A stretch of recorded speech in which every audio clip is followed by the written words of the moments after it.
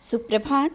बाबा कहते हैं, मेरे प्यारे बच्चे, परिस्थितियाँ ही इंसान को करीब और दूर लाती हैं। ये प्रकृति का नियम है, ये तुम अच्छे से जानते हो। और कुछ लोग ऐसे हैं जो परिस्थिति देखकर तुम्हारे करीब आते हैं। जब तक था तब तक तुम्हारे बहुत करीब थे, जब नहीं है तो दूर चले गए। और ये जो पल है ना, तुम्हें बहुत बहुत दुखी करते हैं, जिस कारण तुम बार बार ये प्रश्न भी करते हो कि ऐसा क्यों होता है, जब मेरे पास बहुत कुछ था या जब है तब मेरे करीब हैं और जब नहीं है तो दूर चले गए। ये वही लोग हैं जो तुम्हारे लिए परिस्थिति के अनुसार जुड़ते हैं तुम्हारे पास। वो सिर्फ अपने स्वार्थ के बस जुड़ते हैं और स्वार्थ खत्म होते ही दूर चले जाते हैं। तो उनकी पहचान होने के लिए जो परिस्थितियाँ में बदलाव हो रहा है ना, ये परिस्थितियों का बदलाव भी इसी कारण होता है कि तुम ऐसे लोगों को पहचान सको, समझ सको, जो सिर्फ मतलब के लिए ही हैं तुम्हारे पास, सिर्फ दिखावा कर रहे हैं। और बहुत से लोग ऐसे हैं, लेकिन उन कुछ लोगों में ऐसे लोग भी हैं जो सिर्फ तुम्हारे लिए, तुम्हारे किसी भी परिस्थिति में तुम्हारे साथ खड़े हैं। और ये सब तुम्हें समझ में आ भी गया होगा। धीरे धीरे वो चीज़ें सब तुम्हारे सामने बाहर आ गई हैं कि कौन अपना है, कौन पराया है।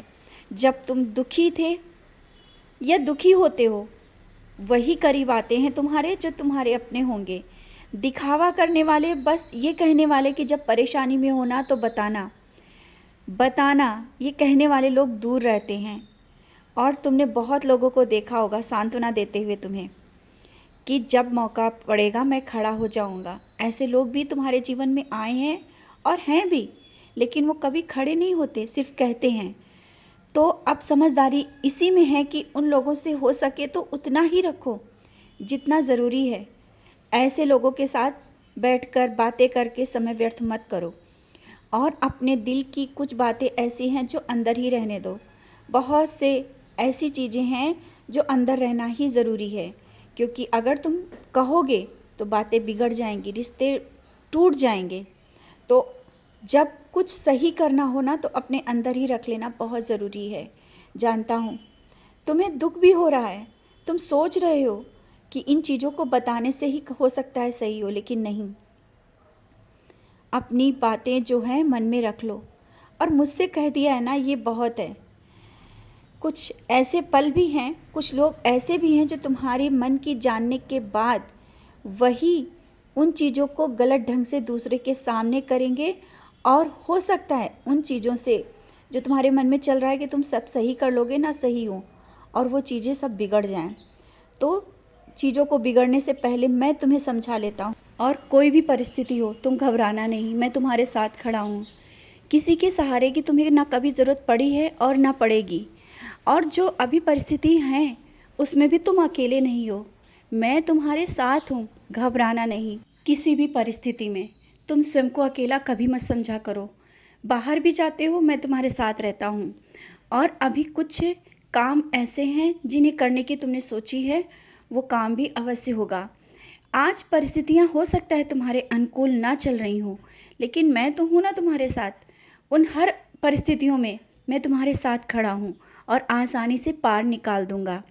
और बीमारियों को लेकर के भी इतनी चिंता मत करो कि बहुत बड़ी बीमारी है। बार बार कहता हूँ, ऊदी है तुम्हारे घर में ना, मैं हूँ, तुम्हारे साथ हूँ। बीमारियाँ आई हैं तो जाएंगी भी।